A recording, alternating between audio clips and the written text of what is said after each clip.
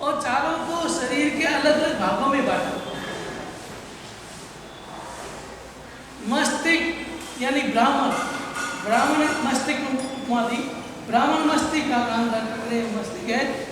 भुजाएं क्षत्रिय की उपमा दी कि भुजाएं क्षत्रिय के लिए है और पेट वैश्य के लिए क्रिया और जंगा शूद्र के लिए। ब्राह्मण जो ब्रह्म को जानता है वो ब्राह्मण, जो भगवान को जानता है वो ब्राह्मण। और पुराने जमाने में ब्राह्मण ही शिक्षा देते थे। शिक्षा देने का काम ब्राह्मणों का होता था, क्योंकि वही वेदों को जानते थे, वही ज्ञान बांटते थे, इसलिए शिक्षा का काम ब्राह्मण करते थे। हमारे समय में स्कूल में टीचर ज़्यादा ब्राह्मण होते थे, लेकिन वर्तमान में भंगी चमार का कौन कौन से टीचर आ बन गए, और इसलिए शिक्षा भी कैसे होती। पुराने जमाने ब्राह्मण टीचर शिक्षा के साथ साथ वेद आयुर्वेद संस्कार सब उसमें मेल करके मिला करके शिक्षा देते थे, संस्कार भी देते थे, कैसे रहना है, जीवन कैसे जीना है। लेकिन वर्तमान में केवल डिग्रियां मिल जाएगी, लेकिन संस्कार, डिग्रियां मिल जाती है डॉक्टर इंजीनियर, और जिसमें आज तक तो ये भी मैंने सुना है डिग्रियां भी पैसे दिया और डिग्रियां मिल जाती है, और इस कारण से डॉक्टर की डिग्री मिल जाती है, ज्ञान होता नहीं है। और ऑपरेशन, मुझे मेरी भतीजी आ रही है, संसारी भतीजी हमारी मेरे बड़े पापा रहते थे, उनकी बेटी की बेटी उम्र होगी 25-27 साल, उनके कमर में दर्द हुआ और डॉक्टर के पास नहीं, और अनारी डॉक्टर था, ऑपरेशन किया, और ऑपरेशन किया तो नीचे का भाग पूरा है, और आज वैसी जिंदगी थी, नीचे का काम कर ही नहीं। तो ये क्यों होता है? पैसे देकर डिग्रियां मिल जाती है, ज्ञान होता नहीं है, अधूरा ज्ञान होता है, और वो इस तरह की स्थिति होती है। तो ब्राह्मण पहले जमाने में ब्राह्मण ही शिक्षा देते थे, और ब्राह्मणों का त्यौहार है, इसलिए ये श्रावणी पूर्णिमा कहते हैं, और ब्राह्मणी पूर्णिमा उसको कहते हैं आज के दिन, ब्राह्मणी पूर्णिमा। तो ब्राह्मणों का त्यौहार होता था रक्षाबंधन। हर जाति का अलग अलग त्यौहार होता था, और हर जाति का अलग अलग उद्देश्य होता था। ब्राह्मणों का काम है शिक्षा देना, सही रास्ता बताना, धर्म के कार्यक्रम में सहायक बनाना, राह बताना, ये सब ब्राह्मणों का काम था। और ब्राह्मणों का त्यौहार रक्षाबंधन होता था, इसलिए आज गाँव में जाओ, ब्राह्मण घर घर जाएंगे और रक्षाबंधन बांधेंगे।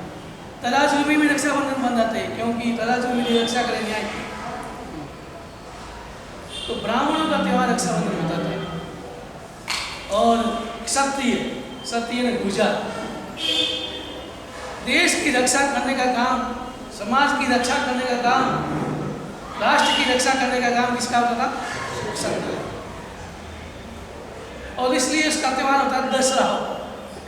दशहरा त्यौहार शक्तियों का होता था, भुजाओं के, वो रक्षा करते थे पहले जमाने में। आज वर्तमान की स्थिति विकृत क्यों बनी? क्योंकि पहले जमाने 4 जातियां अपना अपना उत्तरदायित्व निभाती थी, पूरी अच्छी तरह से निभाती थी, और इसलिए सुचारू रूप से व्यवस्था चलती थी। लेकिन वर्तमान में जातियां अपना अपना उत्तरदायित्व भूल गए। अब क्षत्रिय देश की राष्ट्र की रक्षा के लिए होता था, और वही आज वही लोग आज दुराचार कर रहे हैं। तो रक्षा क्या? फिर भी आजकल याद करो उन शक्तियों को, क्षणिकों को, जो सीमाओं पर तनाव, अपना पूरा जीवन आपकी रक्षा के लिए न्यौछावर करते। उनकी जिंदगी का कोई भरोसा नहीं थी, घर से जाता है वापस आएगा या नहीं आएगा कोई भरोसा नहीं।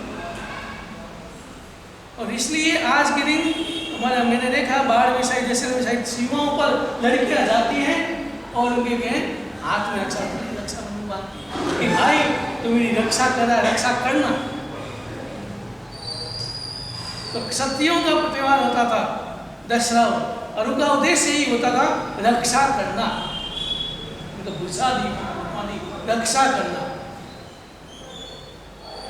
फिर भी आज हम सुरक्षित हैं उनके कारण में, जो रक्षा करे हमारे सैनिकों, आज वो रक्षा करे, हम सुरक्षित है, फिर भी अंदर वहां सीमा पर तो रक्षा करे, लेकिन यहाँ अंदर गांवों में, शहरों में वो सुरक्षा कौन करेगा? और कट्टू शब्द पुलिस वाले अपना उत्तरदायित्व देने की बात है। ये भ्रष्टाचार क्यों आया? ये सब बिक गए, सब बिक जाते हैं। पुलिस वाले हो तो क्या रहा है बताओ, सब बिक जाते हैं।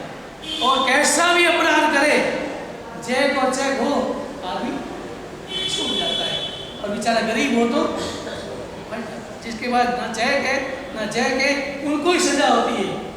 मतलब अपराध करे, छोटा हो बड़ा हो कुछ भी हो, और अगर बड़ा अपराध भी कर लिया और उसके बाद चेक और चेक है तो वो आराम से भूलता है।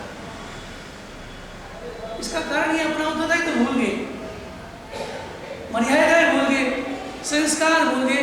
कभी कभी मैं बात विचार करता हूँ, जितने जो अपराध होते हैं बड़े बड़े, वो जितने अनपढ़ नहीं करते उतने पढ़े लिखे लोग ही अपराध करते।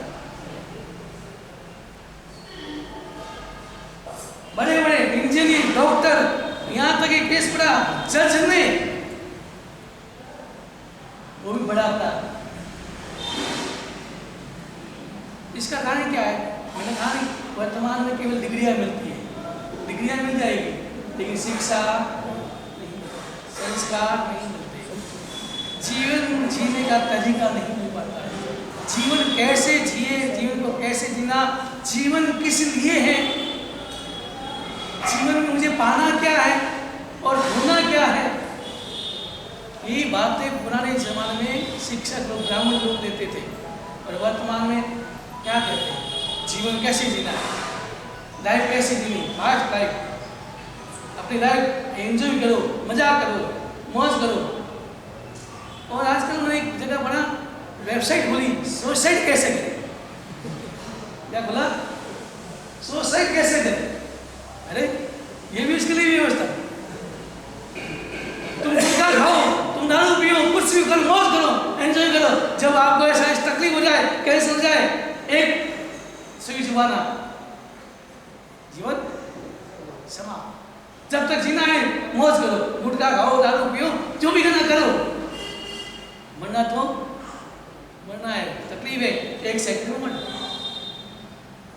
ऐसे तो संस्कार दिए जाते। वर्तमान की स्थिति ऐसी होगी, और इसलिए वर्तमान में भाइयों का उत्तरदायित्व बढ़ गया है कि वो अपनी बहन की रक्षा करे। बहन सुरक्षित नहीं है, बहन की रक्षा करे। तो क्षत्रियों का काम था रक्षा करना, और इसका कमाल था 10 लाख। और वेश्यों का पेड़ की उपमा दी, पेड़ भरना। और पेट ही ऐसा है कि सारे शक्ति को, शरीर को शक्ति प्रदान करता है। मस्ती को भी कौन शक्ति प्रदान करता है? पेट। और इसलिए उनका त्योहार है दीपावली। वेश्य यानी जो ओसवाल ब्राह्मण, ये थे जो व्यापार करते थे, उनका नाम था वेश्य, और उनका त्योहार होता था दीपावली। और वो भरण पोषण का काम करते थे। इसलिए दीपावली में लेखा जोखा, हिसाब किताब दीपावली में करते थे। अभी तो मार्च हो गया, मार्च नहीं मिलेगी, पहले जमाने में दीपावली में ही लेखा जोखा होता था। तो वेश्य, इसलिए उनका त्योहार है दीपावली। और शुद्ध यानी जंगा, जो समाज की सेवा करता है, जो पूरे समाज की सेवा करे, वो है शुद्धों का काम था। शुद्ध यानी पाँव रमाना, हर काम में करना, बर्तन साफ, जो भी सेवा, वो जाति शुद्धों का काम था। उनका काम था सेवा करना। और उनका त्योहार था होली। होली त्योहार शुद्धों का है, दीपावली वेश्यों का है, दशहरा क्षत्रियों का है, और रक्षाबंधन ब्राह्मणों का है। इस प्रकार अलग अलग जातियाँ थी, और अलग अलग त्योहार थे, और अलग अलग व्यवस्थाएं थी। हर एक जाति का अलग अलग काम था, जिम्मेदारियाँ थी। लेकिन वर्तमान में वो सारी जिम्मेदारियाँ भूल गए, निभाते नहीं है। और इसी कारण वर्तमान में ये सारी विकसित है, जो अत्याचार, दुराचार जो भी हो रहे, उसका कारण एक ही है कि हर जाति वालों ने अपना कर्तव्य भूल गए, जिम्मेदारियां निभाना छोड़ दिया। तो आज रक्षाबंधन है, और इसी कारण मैंने कहा नहीं कि भाई बहन आज भाई का रक्षा पोटली बांध करके आंखों में आंसू भरकर कहती है कि भाई मेरी विपत्ति के समय में मेरी रक्षा करना। तो क्या आप बहन की रक्षा करते हैं? रक्षा पोटली बांध दी और वर्तमान में तो सोने की रक्षा पोटली बांधती है, तो अब देख लिया वजन कितना है तो उसे डबल या 1.5 गुना तो देते ही देते हैं, कम तो नहीं देते। तो ये नहीं लेन देन का त्योहार नहीं है कि पैसे दे दिए रक्षा पोटली बांध दी, पैसे दे दिए और बात पूरी। ये त्योहार लेन देन का नहीं, ये त्योहार बहन की रक्षा करने का संकल्प करना। वो संकल्प कराती है कि भाई मैं तेरे हाथ में रक्षाबंधन बांध रही हूँ, रक्षाबंधन बांध रही हूँ, रक्षाबंधन बांध रही हूँ, तू मेरी रक्षा करना। रक्षा के लिए बंधन कर बांध रही हूँ तुम्हारे, तो मेरी रक्षा करना। अब कितने भाई ऐसे हैं जो वर्तमान में बहनों की रक्षा करते हैं? कौन ध्यान देते हैं? किसके पास में है कि बहन कहाँ जा रही है, किससे बात कर रही है, क्या हो रहा है, उसका हाल चाल कैसे है, किसके पास समय? और दूसरी बात, कौन सा लड़का मेरी बहन के पीछे पड़ा हुआ है? पुराने जमाने में भाई रक्षा करते थे, बहन कहती थी भाई ये लड़का मुझे बहुत परेशान करता है, तो भाई उसके पास पहुंच जाता था। पहले तो प्रेम से समझाता था भाई ऐसा नहीं करो, और अगर नहीं मानता था तो आगे पर कदम उठाता था, लेकिन बहन की रक्षा करता। लेकिन वर्तमान के समय में किसी के पास समय नहीं है। बहन कभी कह भी दे भाई को, अरे कुछ नहीं ऐसा ही ऐसा कह के डाल देता, लेकिन जाता नहीं, रक्षा नहीं करता। और ये रक्षा करना ये ठीक है कि भाई कोई विपत्ति के समय में रक्षा करना, यहाँ है विपत्ति के समय में भाई पैसे वाला है और बहन की शादी होगी और बहन की स्थिति नाजुक है, तो क्या भाई का कर्तव्य है कि उनकी सही रक्षा करे? विपत्ति में है, दुख में है, ऐसे समय में क्या भाई उसकी रक्षा करता है, सहयोग करता है? अगर सहयोग करता है तो समझना कि उसका रक्षाबंधन का कर्ज आपने चुकाया। ये रक्षाबंधन का कर्ज है, आपके ऊपर कर्ज चढ़ता है कि बहन की रक्षा करना, विपत्ति के समय में सहयोग करना। ये आप अगर करते हैं तो आप बराबर करते हैं, तो आप रक्षाबंधन की लाज रखते हैं, और अगर नहीं करते हैं तो आपके ऊपर कर्ज चढ़ता है, बहन का कर्ज चढ़ता है। इसलिए ये रक्षाबंधन बंधाना बहुत बड़ी बात है। ऐसा नहीं आजकल रक्षाबंधन नहीं देना लड़े, ये नहीं है, इसका बहुत बड़ा महत्व होता था। और कई जन ऐसे भी मैंने सुना है कि उनकी रक्षा नहीं करने की शक्ति नहीं थी, तो बहन मेरी रक्षा बंद नहीं कर, मैं तेरी रक्षा नहीं कर पाऊंगा, मेरे में ऐसी शक्ति नहीं है, सामर्थ्य नहीं है, तो मना कर देता था। ऐसा भी मैंने सुना है। रक्षाबंधन नहीं बंधाता था, तेरा प्रेम है, प्रेम बना रहेगा, लेकिन मैं रक्षाबंधन बना के मैं बंधना नहीं चाहता, क्योंकि मेरे में शक्ति नहीं, सामर्थ्य नहीं, मैं तेरी रक्षा नहीं कर पाऊंगा, सहयोग नहीं कर पाऊंगा, तो मैं रक्षाबंधन बनाने का अधिकारी था। इतना इसका महत्व होता था। रक्षा और बंधन, रक्षा अलग चीज है और बंधन अलग चीज है। रक्षा के लिए बांधा गया बंधन, बहनों के द्वारा प्रार्थना करती है रक्षा बंधन बांधते समय। रक्षा पहले शब्द है, बाद में बंधन है। रक्षा करना, इसलिए मैं तुझे ये बंधन बांध रही, इसको सहज में मत लो।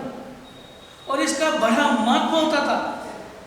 आप देखें चित्तौड़ पर राजा ने चढ़ाई, किसी राजा ने आक्रमण कर लिया, और अब क्या करे, रानी सच्चाई सेना है नहीं थी, आक्रमण कर, तो रानी पद्मावती ने हुमायूं को रक्षाबंधन भेजा, रक्षाबंधन भेजा, और जो ही रक्षाबंधन भेजा उसने रक्षाबंधन आया है, वो मेरी क्या हो गई, बहन हो गई।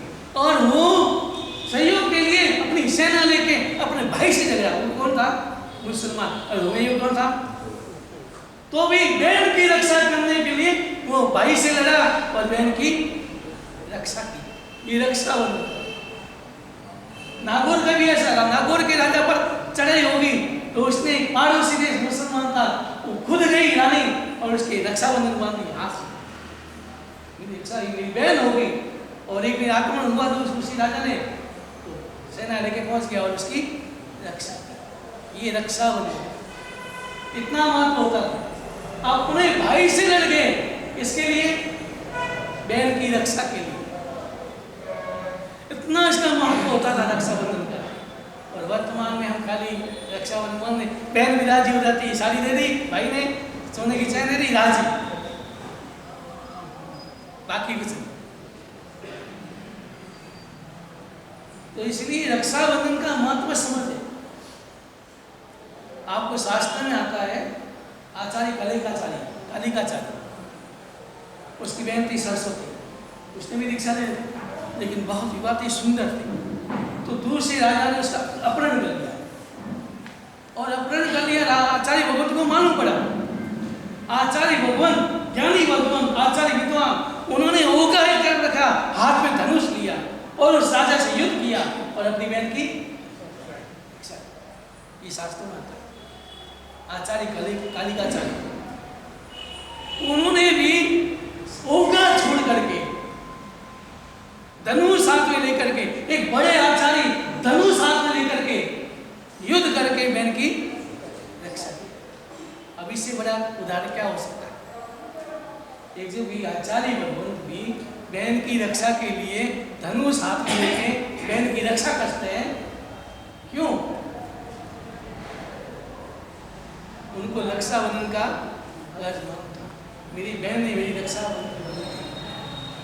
और कहा था विपत्ति के समय मेरा रक्षा करना, तो मेरा तो दायित्व है मेरी बहन की रक्षा करना।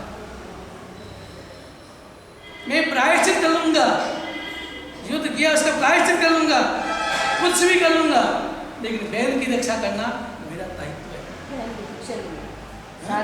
बहन की साधवी थी, बहन दीक्षा दी, बड़ी सुंदर थी, विवाह थी, तो उसने राजा ने अपहरण कर लिया और उसकी रक्षा के लिए। अब ये रक्षाबंधन कैसे शुरू हुआ? वैष्णव में ये कहा जाता है कि राजा बलि था और बलि ने खूब तपस्या की, इतनी कठोर तपस्या की और दान देता था, कठोर तपस्या की, और इससे इंद्र का सिंहासन कंपायमान हिलने लग गया। इंद्र महाराज ने सोचा खतरा, मेरे सिंहासन को खतरा है। देखा बलि कठोर तपस्या कर रहा है, दान दे रहा है, तो मेरा सिंहासन छीन लेगा, खतरा है। और वो भागा विष्णु भगवान के पास पहुंचा, ब्रह्मा जी के पास पहुंचा, भागा ब्रह्मा जी मेरी रक्षा करो, इस तरह से तपस्या कर रहा है, दान दे रहा है, तो मेरा सिंहासन खतरे में है। और ब्रह्मा जी इसकी ब्राह्मण का रूप धारण करके बलि के पास पहुंचते हैं और दान, बोलो ब्राह्मण क्या चाहिए आपको? सोना चाहिए, चांदी चाहिए, हीरे चाहिए, पना चाहिए, जो चाहिए मांग लो। ब्राह्मण ने कहा मौन है। राजा ने बहुत कहा 1 गांव लूं, 2 गांव, 5 गांव, जितने गांव मांग रहे तो मांग लो। तो काफी देर तक बहस की, बलि राजा ने बहुत उकसाया। तो ब्राह्मण ने कहा कि तुम मुझे लेना चाहते हो, जो मांगूंगा वो दोगे? कि हाँ, आप जो मांगो मांग ले। तो ब्राह्मण ने कहा, ब्रह्मा जी ब्राह्मण के रूप में, मुझे केवल 3.5 हाथ जमीन चाहिए। तो बलि राजा हंसा और कहा अरे मूर्ख, मांग के 3.5 हाथ जमीन मांगी, इसमें क्या है? मांग ले, जहां से ही ले ले, जिस जगह तुम्हें चाहिए ले ले, नाप ले 3.5। और ब्रह्मा जी ने विस्तार, 1 लोग, 2 लोग, 3 लोग बना लिए, इतना विस्तार बनाया। और आधा पाँव का रखूं तो बलि के, और इस तरह से ब्रह्मा जी ने किसकी रक्षा की? इंद्र की रक्षा की, इंद्र की सिंहासन की रक्षा की। इस दिन से ब्राह्मण लोग, इस ब्राह्मणी की उन्हें ब्राह्मणी पूनम कहते हैं, और इस दिन से ये रक्षाबंधन का त्योहार मनाया जाता है। अब जैनों में कैसे मनाया जाता है? यहाँ भी ऐसा आता है। पद्म चक्रवर्ती राजा थे, नमूची। और राजा बहुत धार्मिक था और उनका छोटा भाई विष्णु कुमार वो दीक्षा ली, और दीक्षा लेके वो तो पहाड़ियों पर साधना कर, और इधर नमूची राजा को कैसे भी करके धग्गा वाले जुनून में कहते नहीं, वो धग्गा ऐसा भी नहीं किया, ऐसे भाव ऐसी राजा की सामने पर पेश होता था, राजा खुश हो गया, खुश हो गया, और खुश हुआ तो बोल तो चाहिए एक बार वर मांग, समय आप आने पर मांगूंगा। और एक दिन समय आया, उसने 7 दिन का राज्य चक्रवर्ती 7 दिन का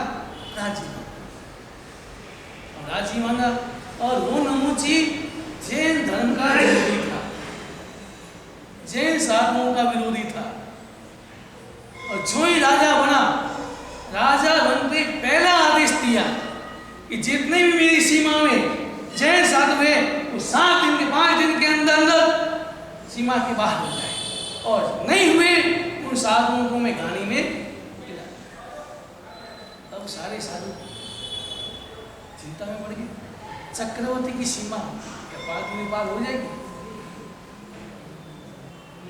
सब चिंता में पड़े, इकट्ठे हो गए शासन, क्या करें, ये हमारे पर नहीं धर्म पर आपत्ति का समय आ गया है, हम क्या करें। विष्णु कुमार मुनि याद आए, लेकिन विष्णु कुमार तो बहुत दूर है, कैसे पहुंचे। तो एक साधु खड़ा हुआ, उसने कहा मेरी साधना इतनी है, मैं साधना की, मेरा साधना का परिणाम इतना है कि मैं पहुंच तो जाऊंगा वापस। तो साधु ने सोचा कि पहुंच तो जा वापस, तो खुद आ जाएंगे। और वो साधु अपनी साधना से आकाश मार्ग से उड़ करके, पुराने जमाने में ऐसी साधना होती थी, अपन सिपाल चक्र में सुनते हैं, जीव आचार्य बहुत आते हैं आकाश मार्ग करो देश न होते हैं, तो पुराने जमाने में आता आकाश मार्ग से करते थे, ऐसी साधना होती है। वर्तमान में ऐसा नहीं। तो गया यहाँ खुद पर अगर आपत्ति आती तो कोई चिंता नहीं होती, पूरे जैन समाज पर जिन शासन की बड़े आपत्ति आई, तो ये बात आई, विष्णु कुमार मुनि के पास में पहुंचे और कहा, निवेदन किया, साधना में ग्रहण किया, अपराध क्षमा करो, लेकिन ऐसी बात हुई कि नमूची ने ऐसा आदेश दे दिया है, वो राजा बन गया है 7 दिन के लिए, और आदेश दिया है कि 7-5 दिन के अंदर सारे साधु मेरी सीमा से बाहर हो जाए, और नहीं तो उनको घानी में पिल दिए जाए। विष्णु कुमार ने सुना और विचार किया, मेरी साधना भंग होगी, लेकिन मेरी जिन शासन पर आपत्ति है, मेरे जैन साधुओं पूरे साधुओं पर आपत्ति है, तो मुझे साधना मेरा नहीं देखना, मुझे मैं स्वार्थी नहीं बनूंगा कि मेरी साधना तो मुझे क्या लेना। और वर्तमान में यही स्थिति हमारी समाज में जो आपत्ति है, जो गिरावट है, उसका कारण है कि हर व्यक्ति समाज का शासन का नहीं देख सोचता, केवल अपना स्वार्थ सोचता है, मुझे क्या करना है। एक मुसलमान अगर उसको आप मार दिया, तो सारे मुसलमान इकट्ठे हो जाएंगे, भली गलती उसकी हो तो भी, और अगर अपने कोई जैन को कोई मारे तो सारे भाग जाएंगे, पास ही नहीं आएंगे। ऐसा क्यों? हमारे आचार्य लोग कहते थे गांधी जी कि एक हाथ में माला, एक हाथ में तलवार, तलवार रखो, माला भी हाथ में, तलवार भी। जब जब शासन पर कोई आपत्ति आए, अंगुली उठाए, तो उसको तलवार भी दिखा सकते। हम क्षत्रिय है, पहले क्या थे हम? क्षत्रिय थे। जैन तो बाद में बने, जैन तो धर्म है, मूल में हम कौन से? क्षत्रिय है। तो आचार्य लोग कहते हैं कि धर्म पर आपत्ति आए तो तलवार भी उठा सकते हैं, तो पाप नहीं है। धर्म की अगर आपत्ति आए, धर्म पर कोई आंच आए, धर्म का कोई नुकसान होता हो, उस समय तलवार भी उठा सकते हैं, और उठाते थे पहले। ये चौटन के चौटन में सारे जैनों से सब डरते, जैनों से। कोई भी अगर आ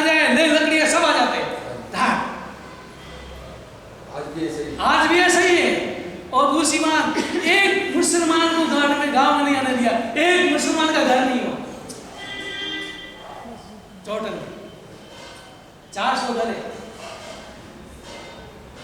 और मैंने 2 चतुर्मास किए। भगवान राज दोषी थे, बाल दोषी अभी वर्तमान में पहचान जाते जाते उनके पिताजी थे, वो ठाकर से टक्कर ली,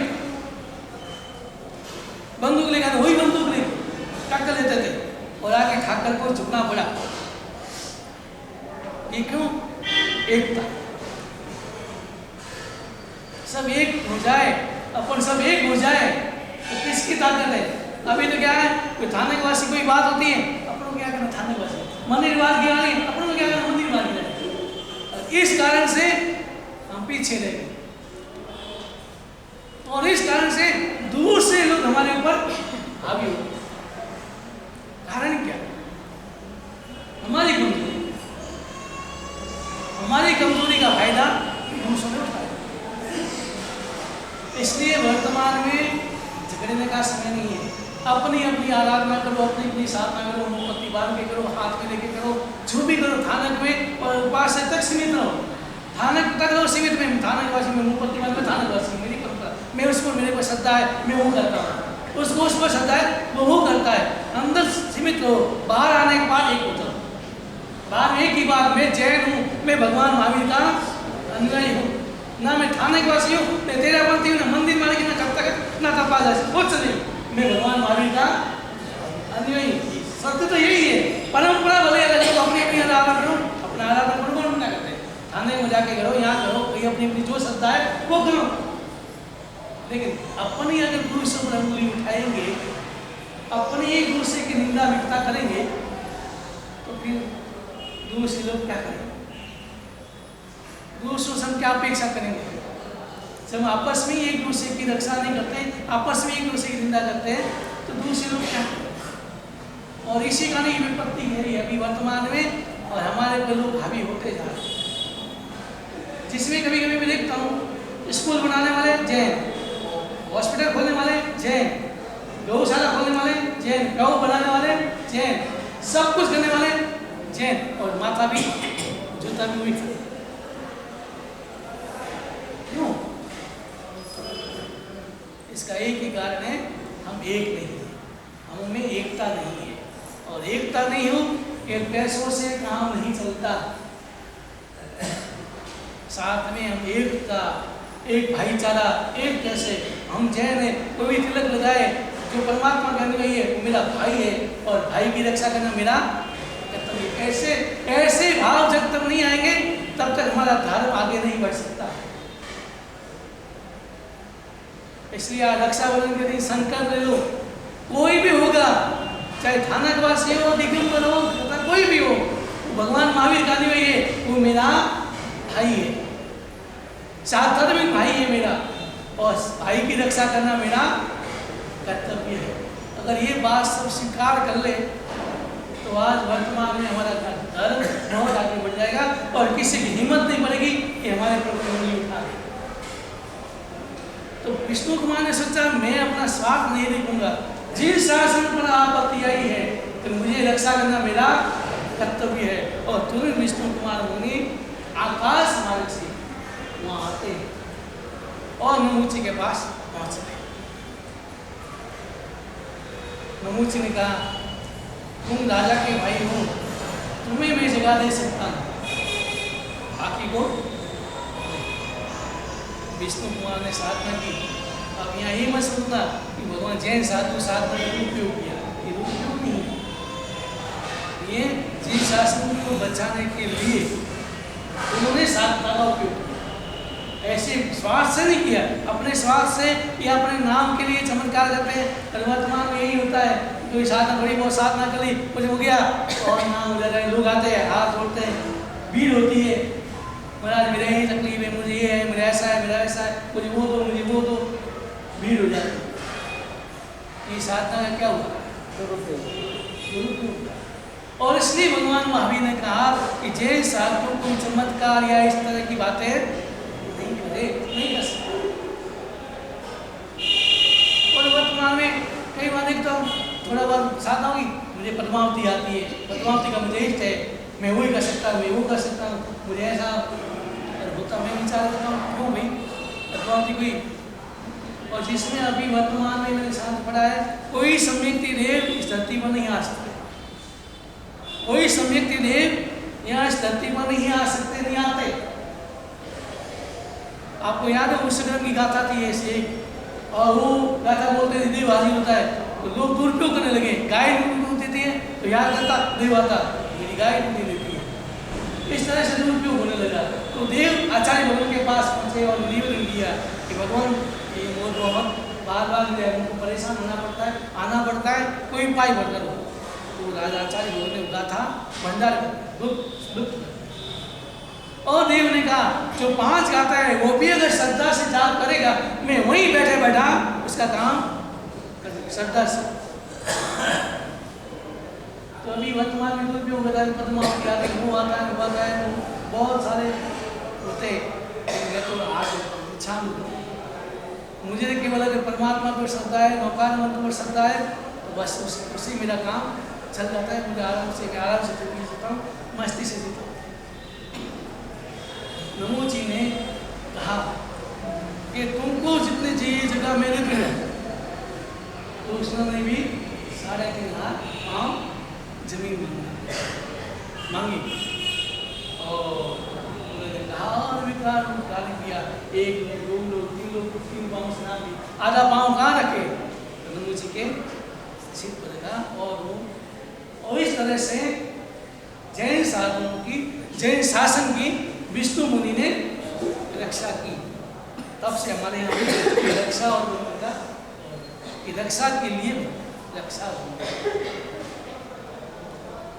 तो इस तरह से एक राजा भी बहन की रक्षा, मुसलमान राजा बहन की रक्षा के लिए अपने भाई से युद्ध करके बहन की रक्षा करता है। तो हम तो भी सगी बहन होती है उसके लिए रक्षा करते।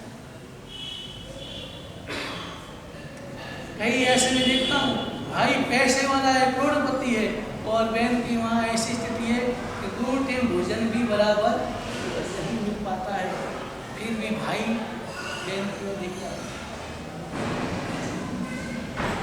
उनकी ध्यान नहीं जाती है, और फिर रक्षाबंधन मनाने से क्या फायदा, क्यों मानते हैं? इसलिए संकल्प बना भाई कि कैसी भी स्थिति होगी मैं बहन की रक्षा करूंगा। अब आप उदाहरण देखें, 2 उदाहरण कर नेगेटिव भी हो। एक घर में रक्षाबंधन था, पिता ने बेटे को कहा जा तेरी बहन को लेके आ स्टेशन पर जा। उसने कहा नहीं जाऊंगा मैं, बहन नहीं आएगी इस घर में। पिता ने सोचा हुआ क्या इसका, रक्षाबंधन है और बहन नहीं आएगी, नहीं आएगी बहन। जब देखो आज चली आती है, और फिर ये मिठाई गैस सोने चांदी का आभूषण किस लिए, थैली भर भर के ले जाती, नहीं आज मैं कुछ नहीं देने दूंगा, ना साड़ी ना कुछ नहीं, अंदर अलमारी। पिता ने सोचा वाह क्या, माँ ने सोचा बेटा वाह क्या तुम क्या बोल रहा है, मैं सही बोल रहा हूँ, मैं होश में हूँ, आज मैं नहीं दूंगा, नहीं बुलाने जाऊंगा। पिता आपके पिता ने कहा तू चुप रहे, मैं तुझे मैं बहन बेटी को देता हूँ, बेटी का अधिकार है घर में, वो भी इस घर की अधिकारी है, जितना तुम ही इस घर में पला, वो भी इस घर में पड़ी, उसका भी अधिकार है, ये होगा अधिकार, लेकिन मैं आने नहीं दूंगा। पिता ने कहा तुम क्या बोल रहा है, मैं तुझे से पैसे नहीं, मेरे कमाई की पैसे देता हूँ इसको, जो भी देता हूँ मेरी कमाई की देता हूँ, तुमको क्या आपत्ति है? नहीं दूंगा। माँ रोने लगी तो क्या माँ आज मैं तुझे 2 शब्द कड़ू बोले तो बेटा खरा लगा, बुरा लगा? नहीं बुरा लगने की बात नहीं, लेकिन ये क्या तो ऐसे क्यों बोले? जब तक हम जीवित हैं तब तक बेटी मेरे घर में आएगी। बेटे का माँ उतनी दुखी हो रही है, मैंने बोला था मैं मेरी बहन के लिए विरोध में बोला तो तुम इतनी दुखी हुई, और कहता अधिकार है, मेरा बेटी का अधिकार है, तुमसे थोड़ी मेरी कमाई देते हो। मेरे दादाजी भी यही बोलते थे, दादाजी भी बोलते थे मैं मेरी कमाई देता हूँ तो भी तुम रोकते थे, और तुम ननद को ताना देती थी, जब देखो आज चली आ जाती है और भर भर के थैलियाँ भर के ले जाती है, तुम ही ताना देती थी, तुम ही बोलती थी। जब वो तेरी बेटी है, उसको अधिकार है, बेटियों का अधिकार है, तो वो भी तो दादा की पहली बेटी कौन है? पहले घर की बेटी कौन है? वो है बेटी है घर की। उसको जो आती थी तो तुम उसको ताना दे करके यही कहती थी कि जब बेटी चली आ जाती है, थैलियाँ भर के ले जाती है, दादाजी कहते थे मेरी कमाई के दे रही हूँ, देता हूँ, फिर भी तुम दाना देती थी और इस तरह झगड़ा करती थी ननद। और इस कारण से पिछले 5 साल से बुआ घर पर नहीं आई। और आज के दिन दादाजी रोते, आंसू कहते, आंसू बहाते। जब तुम्हारी बेटी का अधिकार है तो उसका बेटी, उसकी भी तो बेटी है, उसका अधिकार नहीं है क्या? वर्तमान में ऐसा तो नहीं, यहाँ तो नहीं हो सकता। तो मेरा स्वभाव ऐसा व्यवहार हो ही नहीं सकता, लेकिन कई जगह ऐसा होता है। ननद को ताना देती है और कहती है जब भी बाजी चले आ जाती है, थैलियाँ भर के ले जाती है। जब बेटे ने जब कहा, वो भी तो बेटी है, दादाजी देखो, दादाजी आंखों में आंसू आते हैं, 5 साल हो गए बेटी बुआ नहीं आई, तुमने कभी सोचा? और एक बार मेरे बहन को मना किया, तुमने बोली उसका अधिकार है।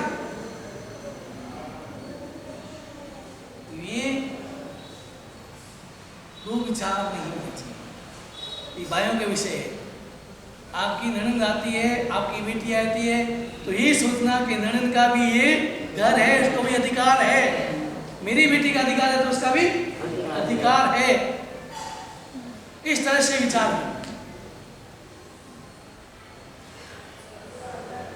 अभी गांव, सच्ची घटना,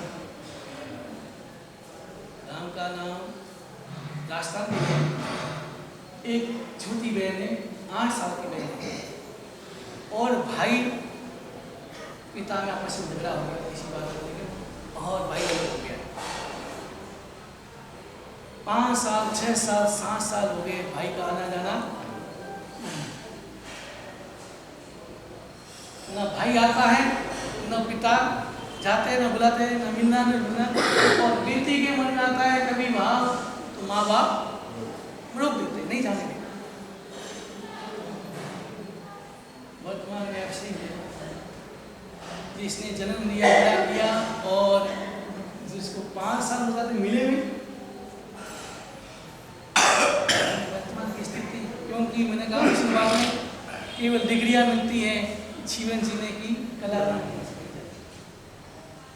संवेदनाएं खत्म होती जा रही है हमारे घर में, संवेदनाएं खत्म होती जा रही है, स्वार्थ हावी होता जा रहा है। वर्तमान की स्थिति यही है, संवेदनाएं खत्म हो रही है, स्वार्थ हावी होता है। अब अगर संवेदना होती तो क्या एक बेटा बाप से अलग हो सकता है, मिले बिना रह सकता है? संवेदना है वो मन में। अगर स्वार्थ हावी हो जाता है तो संवेदनाएं खत्म हो जाती है, फिर अपने में वो स्वार्थ नहीं जीता है।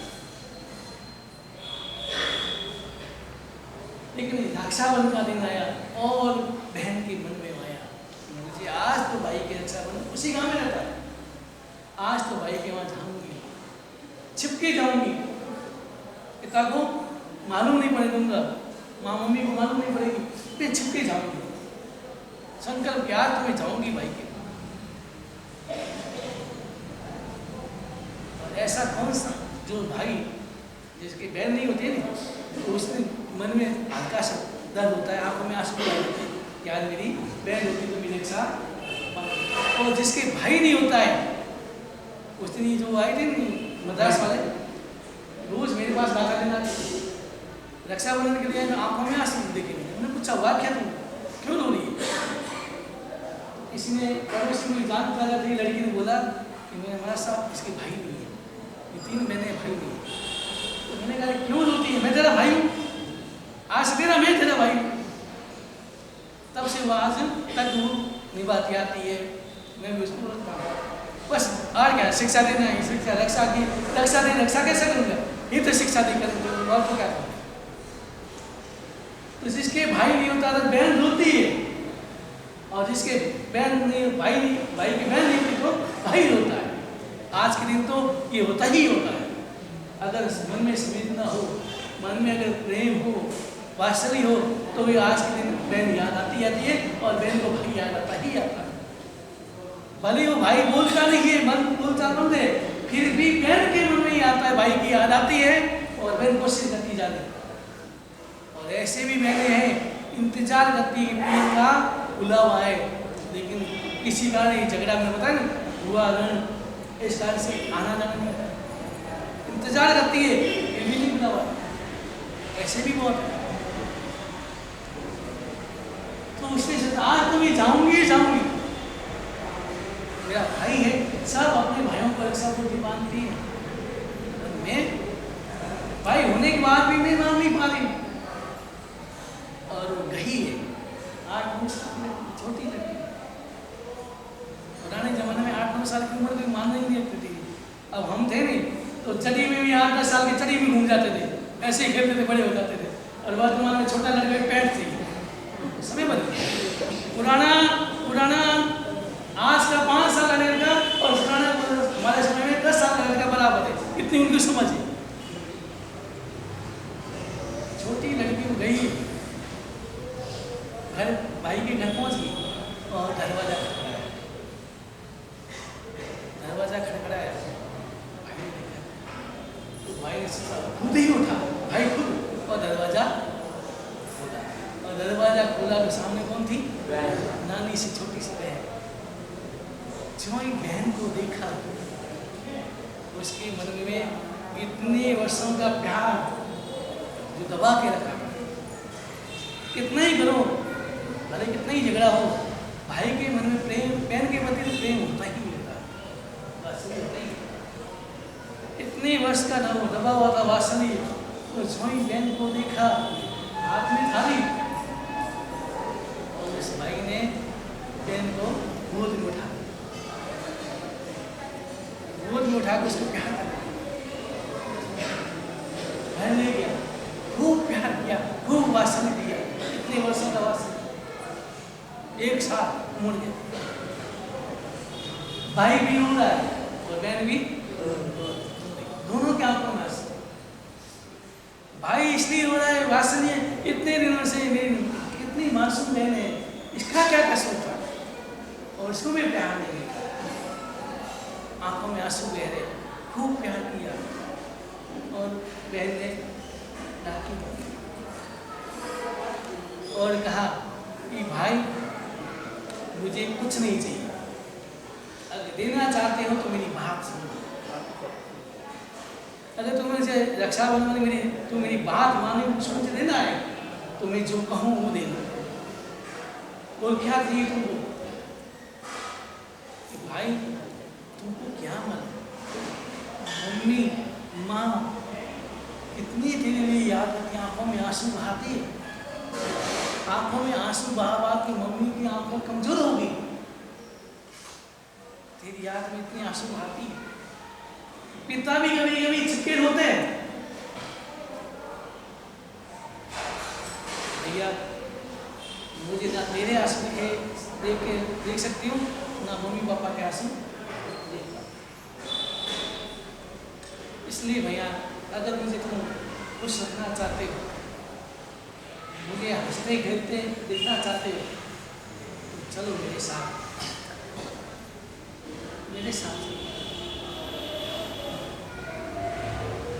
और आज मैं ऐसे भी देखता हूँ भाई बहन एक हो जाते हैं, स्वार्थ के कारण एक हो जाते हैं। माँ बाप को बहन ऐसी नहीं रहती, माँ बाप को देख नहीं कहती, ऐसे भी मैंने देखा है, सच्ची कहते देखी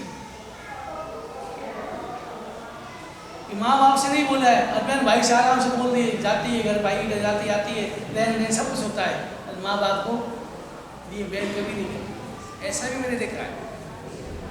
लेकिन छोटी मासूम बच्ची को देखो, उसने कहा मुझे कुछ नहीं चाहिए, मुझे कुछ देखना हो तो, और बहन रो रही थी, खपत मतलब रो रही, जोर जोर से रो रही, और भाई ने बहन को पिघल गया, हृदय पिघल गया, और वो बहन को उंगली पकड़ के सीधे गया और सीधे जाके चरणों में झुक गया, कोई वार्तालाप नहीं किया, सीधे ही चरणों में झुक गया। अगर चरणों में झुक जाए तो ऐसा कोई व्यक्ति नहीं होगा जो उसको आशीर्वाद नहीं दे और बता दे, ऐसा कोई नहीं। कितने ही आपको गुस्सा हो उसके प्रति, लेकिन वही व्यक्ति अगर चरणों में झुक जाए, आप सिपाल से तो आता नहीं कि मेरा समझी और सिपाल को देखा और उस राजा के मन में क्रोध आया कि मेरी बेटी ने उसको थोड़ी को छोड़ के दूसरे के साथ बैठ गई, मैं जाऊंगा तलवार से। आप नंगी तलवार लेके गया, सीढ़ियाँ चढ़ी, देख लिया पिताजी आ रहे हैं, जो ही आए दोनों एक साथ चरणों में झुक गए, तलवार और से बाद में सच्चाई मालूम पड़ गई। लेकिन कितना ही व्यक्ति गुस्से में हो, अगर कोई चरणों में झुक जाए, गुस्सा प्रकट नहीं हो सकता। तो माँ बाप के चरणों में झुक गया और जो ही चरणों में झुका, माँ बाप ने उसको उठा लिया, गले लगा लिया, भूल गए, वो उसकी गलती भूल गया, वो उसकी कोई गलती याद नहीं, और दोनों आपस में गले मिल गए और बात नहीं वापस हुई। ये भाई बहन का कर्तव्य है, दो बातें कहता हूँ, बहन का कर्तव्य है भाई को समझाना, माँ बाप के पास। इसका मतलब ये नहीं तुम्हारे ननद के भाई को भी माँ बाप से दूर नहीं, दोनों बातें ध्यान रखना है। बहन अपने माता पिता का भी ध्यान रखना है, तो आपके पति के माता पिता का भी ध्यान रखना है। आप अगर अपने सास ससुर को अलग रहते हो तो तुम भाई को भी नहीं कहने अधिकारी नहीं है, तुम माँ बाप को छोड़कर अलग क्यों रह रहे हो, अधिकारी नहीं है। दोनों बातें ध्यान रखना। तो इस प्रकार रक्षाबंधन आज का त्यौहार है। एक छोटा सा पुराने जमाने रक्षाबंधन, एक बहन भाई बहन के वहाँ गया तो उसने बहन ने खाली गेहूँ रख दी, क्या रख दी, ये क्या खाओ, इससे सब मिठाइयाँ बनती है, इसे तो सारी मिठाइयाँ बनती है, खा लो। भाई भी तिरपाल बन था, उसने भी शानदार बॉक्स बनाया, दिया बहन को। बहन ने खोला, क्या लाया भाई, क्या लाया, खोला तो क्या थी, रुई निकली। रुई और इसी तो साड़ी बनती है, तो गेहूं से मिठाई बनती है, इससे सही साड़ी बनती। कभी कभी ऐसे तो ये रक्षाबंधन का त्यौहार हमें जिम्मेदारी का समझना है और बहन की रक्षा के लिए हमें तत्पर रहना है।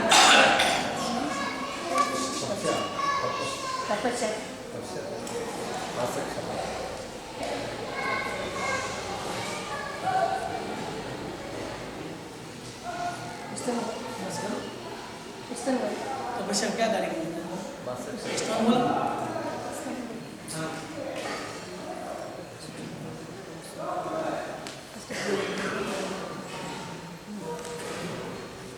आज के दिन राखी का त्योहार है। तिरुपति में जब भी कार्यक्रम होता है तब एक साथ में दो होता ही है। मैंने काफ़ी बार देखा है और इस बार भी ऐसा ही हुआ। आज है राखी का त्योहार और साथ साथ में मास कमन के तपस्वी का अनुमोदना करने का दिवस हमको मिला है, हम सबको करना है। पहले हम राखी का त्योहार देखेंगे। लेकिन एक बात है, मैं तपस्या की अनुमोदना कल ही करूँगा, कल तपस्या की कल करूँगा, कल पाना है, कल ही करूँगा। भैया अपने बहनों से कभी मुँह मत मोड़ना, बहना अपने भाइयों से कभी नाता मत तोड़ना। कभी स्वार्थवश रिश्ते की डोर टूटने लगे तो प्रेम का धागा बांधकर फिर से नाता जोड़ लेना। रिश्तों में जो पावन प्यारा भाई बहन का प्यार है, किस्मत वालों को मिलता यह अनुपम उपहार है।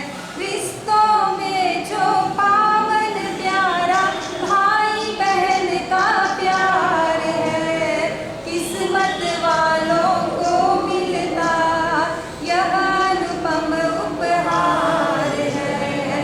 पूछो उसको जिस भाई के प्यारी बहना नहीं है, पूछो